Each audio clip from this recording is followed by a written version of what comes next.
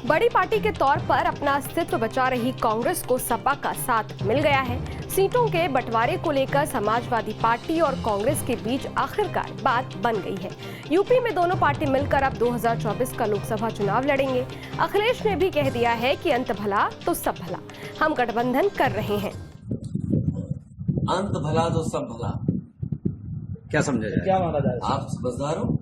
Sir, गठबंधन होगा या नहीं? सीट शेयरिंग को लेकर के विवाद छिड़ा हुआ है। कोई विवाद नहीं है, आपके सामने सब चीजें साफ हो जाएंगी। अखिलेश ने जितना मुस्कुराते हुए अंत भला तो सब भला कहा है, ये अंत इतना आसान नहीं था। सभी को हैरानी इस बात की है कि कल तक ऐसा लग रहा था कि विपक्ष की इंडिया गठबंधन यूपी में टूटने वाली है या टूट चुकी है, वहां अचानक बाजी कैसे पलट गई। ऐसे में ये जानना दिलचस्प है कि समाजवादी पार्टी और कांग्रेस में गठबंधन की बात कैसे बनी, दोनों के बीच दोस्ती किसने करवाई, चलिए जानते हैं। नमस्कार, मैं हूं अदिति शाह और आप देख रहे हैं news nation digital. Media reports के मुताबिक अखिलेश यादव के पास एक फोन आया था।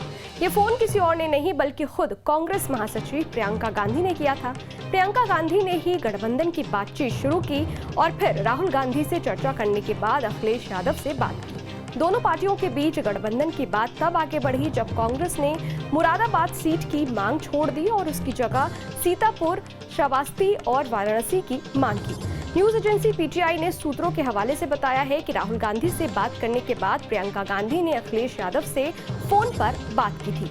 इस बातचीत में ही दोनों पार्टियों के बीच गठबंधन की सहमति बनी। पीटीआई ने सूत्रों के हवाले से आगे बताया कि अखिलेश यादव ने कांग्रेस को 17 सीटों का ऑफर दिया था, लेकिन फिर भी बात नहीं बन पाई थी। कांग्रेस मुरादाबाद सीट की मांग कर रही थी। 2019 में मुरादाबाद से समाजवादी पार्टी जीती थी, इसी वजह से गठबंधन की बात पटरी से उतरने लगी थी। लेकिन प्रियंका गांधी के दखल देने के बाद दोनों पार्टियों में सहमति बन गई। राहुल गांधी की भारत जोड़ो न्याय यात्रा में शामिल नहीं होने पर जब अखिलेश यादव से सवाल किया गया तो उन्होंने कहा, अंत भला तो सब भला, कोई विवाद नहीं है, गठबंधन होगा। इससे पहले सोमवार को अखिलेश ने कहा था कि सीट बंटवारे की बात तय होने के बाद वो राहुल गांधी की यात्रा में शामिल होंगे, लेकिन जब गठबंधन पर फैसला नहीं हुआ तो अखिलेश राहुल गांधी की यात्रा में शामिल नहीं हुए। आने वाले 2024 के लोकसभा चुनाव का बहुत समय कम रह गया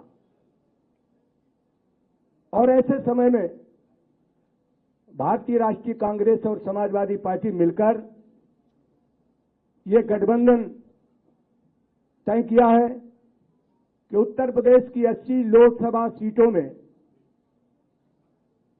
भारतीय राष्ट्रीय कांग्रेस 17 सीटों पर चुनाव लड़ेगी और बाकी जो सीटें हैं 63 उत्तर प्रदेश में वो समाजवादी पार्टी के राष्ट्रीय अध्यक्ष उन पर अपने प्रत्याशी उतारेंगे।